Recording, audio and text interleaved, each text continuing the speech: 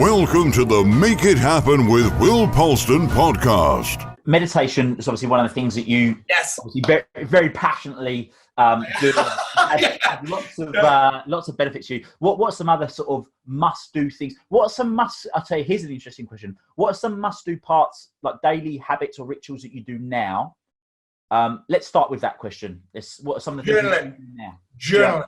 Okay, and what does journaling mean to you? Now, journaling isn't keeping a diary like Adrian Mole. Journaling that I do is what I call prompted journaling, which is basically a list of fucking questions that I answer every day. I first learned of this from I created my own journal. It's called the Unstoppable Planner.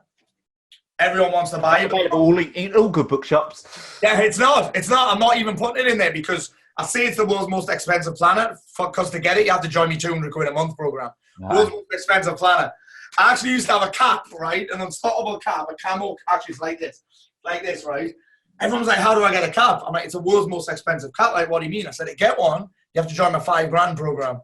Yeah. World's most expensive cap. Anyway, journaling. From all the programs that I've been in, I'm a very practical guy. I'm not a big fan of theory. Like when I read a book, if it's just full of fluff and theory, like give me something to do. Give me something to fucking do. Then I can get a result. If you're just telling me stuff and just giving me information, I'm not going to do it. Give me something to do. And all the best books, or the books that have had the biggest impact on my life, have had things to do, particularly questions. So I was in Strategic Coach for 4 years. I got a lot from their forms that you fill in.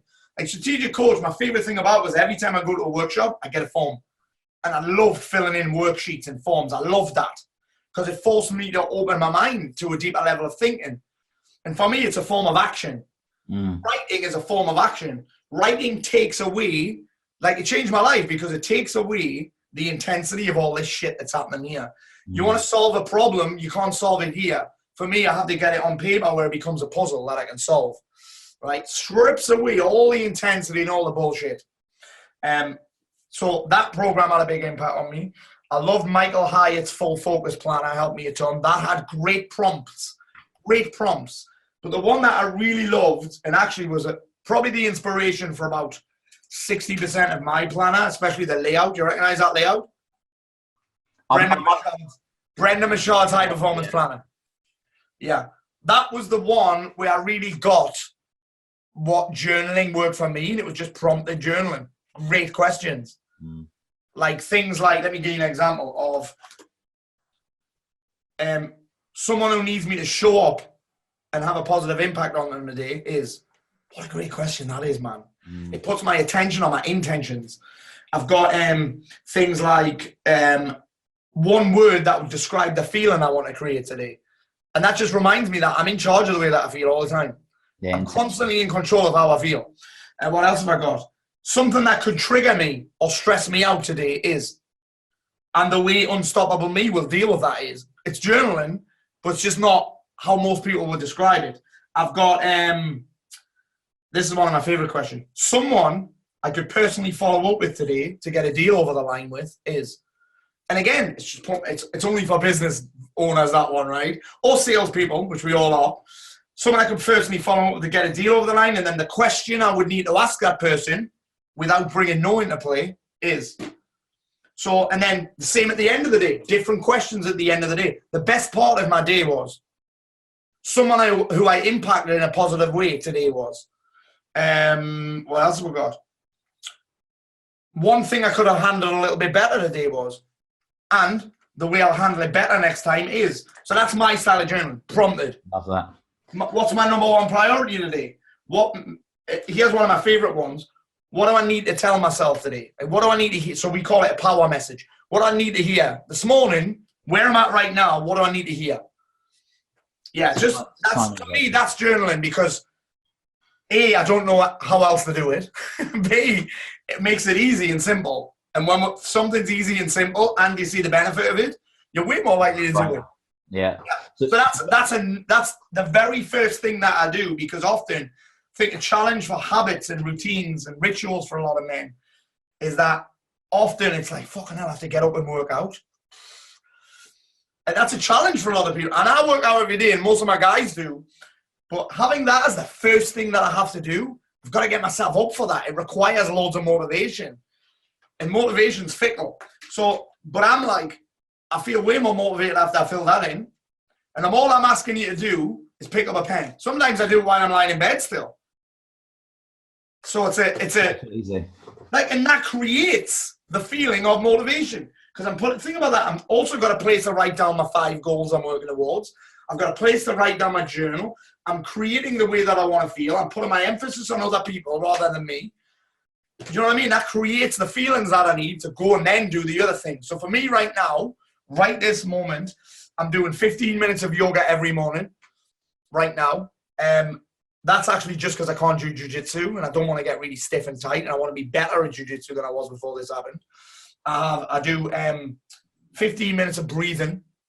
I've done Wim Hof in the past. There's an app called the State app that's amazing, but I'm actually following a program that's more to do with breathing mechanics and redesigning your breathing. Like basically breathing the way you're supposed to breathe instead of breathing shit. Yeah. So I do that every morning, and I do a 2-minute cold shower every morning. Those are non-negotiables for me. Usually some level of study in there, yeah. So those are my go-tos now. There's been a lot of other stuff I used to do the Byron Katie work every single day for 4 years. Wow. The work is so powerful. Dude, just the 4 everybody questions. asks me, what's the best book you've ever read? I say that without a doubt. Don't read any other mindset book until you've read that. You think about this, I say this, mindset is just a set of beliefs and assumptions that are so powerful that your behavior conforms to them. Anything else is bullshit. So look at the thoughts and beliefs and the assumptions first. And I did the work, no shit, I would say 5 days out of 7 for 4 years straight. Wow. That's why I don't get angry and triggered by people. Like, I've had death threats and shit last year. 2 death threats last year. And I get so much shit online. And that's why, man, someone said to me last week, he joined my program, said, Paul, I saw your stuff, I loved it. He said, I looked around to see who else did what you do. And there was pretty much no one. And I was like, I wonder why that is. And I think it's because if you want to coach men, just men, you've got to be willing to butt heads with men. Especially in the type of coaching that I do when I'm working, I'm getting them, they need to get the shit together. So when I say need to get your shit together, there's only me and Garrett White that I know that really only works with men. And it's because maybe a guy called Sean Whalen, who I used to be in Wake Up Warrior with. But most other people, they can't handle the shit that you get as a result. Mm. And that's why. And the reason I'm able to handle the shit is because I've done so much Byron Katie work. I realize it's not about me. It's just the men trying to make themselves feel better for something that I've said. Yeah. Yeah. That's huge insights. And like you said, I'm trying to think what else have I done. Daily studies, something that I do every day, meditation. I tend to do my meditation after lunch now. Interesting. And my wife says to me, Paul, is meditation Spanish for nap? Stuff. Like, are you just having a fucking nap? But so what was the reason you changed it to the afternoon? Time. Right. I wanted to get out the house quicker. You got to think, I've got the school run and shit. Right, yeah. So I wanted to get out the house quicker, and I just feel I get more from it at that time. Sometimes I'll do 2 a day, but I also love, I've got to give an honourable mention to this, hold on, to this thing, the acupressure mat. Right, yeah. I've seen the ads flying around on Facebook. But it's fucking 20 quid, right? 20 quid. I'm lying down anyway, so I thought, fuck it, I'll have a go. It hurts like fuck when you first start doing it. However, what it's great for is it forces you to focus on your breath. And what's great about it is, again, when I'm talking about the focus and attention, I can either be focused on my breathing or focused on how much it hurts. I can't have those 2 things going on at the same time. Mm. Like it's almost impossible. And once you start to get a handle on where your attention goes, that's when shit will start to really transform for you. Because again, I can't have my attention on how much it hurts and my breathing or my mantras or whatever I'm using at the same time. Which is perfect for in this moment right now. Obviously, for those that are listening to this, we're right in the middle of the coronavirus pandemic that's swept the world. And Yes. You've got a choice to focus on fear or what you're grateful for. Yep. What you focus on grows. Yeah. Yeah, you get what you focus on. You focus on shit, you get more shit. And you can't go in the pig pen and complain when you get covered in shit.